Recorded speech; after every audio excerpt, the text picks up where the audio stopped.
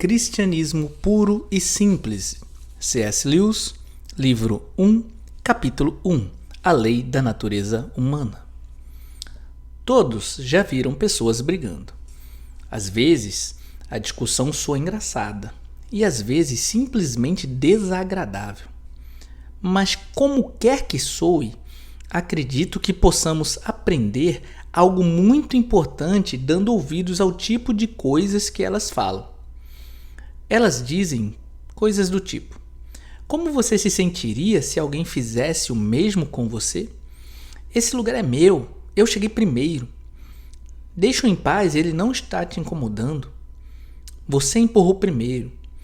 Dê-me um pedaço de sua laranja, eu lhe dei um pedaço da minha. Vamos lá, você prometeu. As pessoas dizem coisas assim todos os dias, tanto as bem-educadas como as mal-educadas, e tanto crianças como adultos. Agora, o que me interessa em comentários desse tipo é que a pessoa que os faz não está dizendo simplesmente que o comportamento do outro não lhe esteja agradando. Ela está apelando para um tipo de padrão de comportamento que espera que o outro conheça. E este último raramente responde que se dane o seu padrão. Quase sempre, ele tenta convencer a pessoa de que o que esteve fazendo não infringe o padrão de verdade ou que, no caso de infringir, haja alguma desculpa especial. Ele alega que há alguma razão especial, nesse caso particular, porque a pessoa que se sentou no seu lugar primeiro não deveria ocupá-lo. Ou que as coisas eram bem diferentes quando ele recebeu o pedaço da laranja. Ou que algum imprevisto o tenha impedido de cumprir a sua promessa. Tudo nos leva a crer que ambas as partes tinham algum tipo de lei ou regra de justiça, comportamento digno ou moral, ou coisa do tipo, sobre o qual realmente concordam. E eles concordaram. Se não o tivessem feito, poderiam até mesmo lutar como animais, mas não conseguiriam brigar no sentido humano da palavra. O intuito da briga é mostrar que o outro está errado, mas não teria sentido fazer isso a menos que você e ele tivessem algum acordo sobre o que é certo e errado. Da mesma forma, como não teria sentido dizer que o jogador de futebol cometeu uma falta se não houvesse algum acordo sobre as regras do futebol. Ora, a lei ou regra sobre o certo e errado costumava ser chamada de lei natural. Hoje, quando falamos da lei natural, normalmente estamos falando de coisas como a gravidade, hereditariedade ou as leis da química. Todavia, quando os pensadores antigos chamaram a lei do certo e do errado de lei natural, na verdade estavam se referindo à lei da natureza humana. A ideia era que, da mesma forma que todos os corpos são governados pela lei da gravidade e os organismos por leis biológicas, a criatura chamada ser humano também tem a sua lei, com uma grande diferença. Um corpo não pode escolher obedecer ou não à lei da gravidade, ao passo que uma pessoa pode escolher se obedece ou não à lei da natureza humana. Essa questão pode ser analisada por outro prisma. Qualquer indivíduo está sujeito a diferentes conjuntos de leis, mas há apenas uma lei a qual ele tem a liberdade de desobedecer. Como corpo, ele está sujeito à gravidade e não pode desobedecer a ela. Uma vez suspenso no ar, ele não tem outra opção a não ser cair feito uma pedra. Como organismo, ele está sujeito a várias leis biológicas.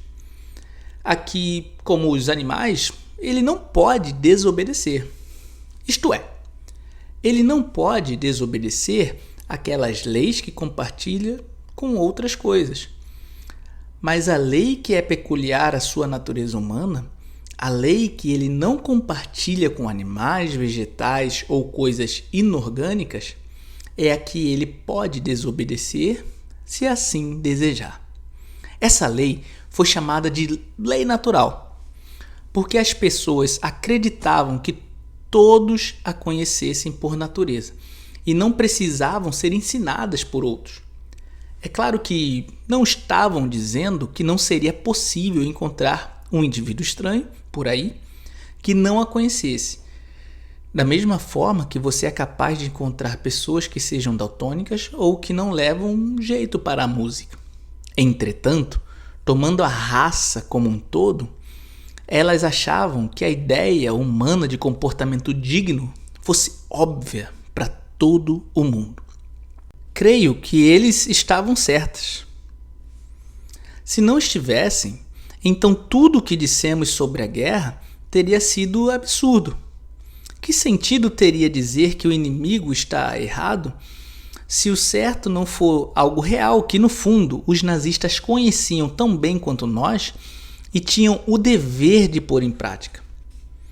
Se não tivessem tido a noção de que queríamos dizer com certo e errado, então, por mais que continuássemos tendo de combatê-los, não poderíamos culpá-los por mais do que pela cor do seu cabelo. Sei que algumas pessoas consideram como sem fundamento a lei natural ou lei do comportamento digno, conhecida de todos os homens sem fundamento, porque as diversas civilizações e os povos de várias épocas erigiram doutrinas morais muito diferentes. Mas isso não é verdade. Está certo que há diferença entre as suas moralidades, mas elas nunca chegaram a se configurar como uma diferença total.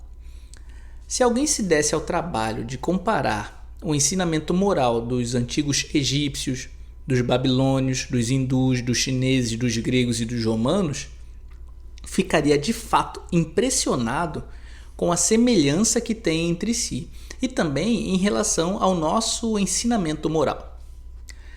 Algumas das evidências disso estão reunidas em um apêndice de outro livro meu chamado A Abolição do Homem. Mas para o nosso propósito atual, basta eu pedir ao leitor apenas para imaginar como seria uma moralidade totalmente diferente. Imagine um país em que as pessoas fossem admiradas por fugir da batalha ou em que uma pessoa se orgulhasse de ter enganado todas aquelas que foram legais com ela. Seria o mesmo que tentar imaginar um país em que 2 ou mais fosse igual a 5. A discordância sobre as pessoas com quem você deve ser altruísta, se é apenas com a sua própria família, ou com os seus conterrâneos, ou com todo mundo. Mas é de comum acordo que você nunca deve se colocar acima dos outros, uma vez que o egoísmo jamais foi algo que causasse admiração.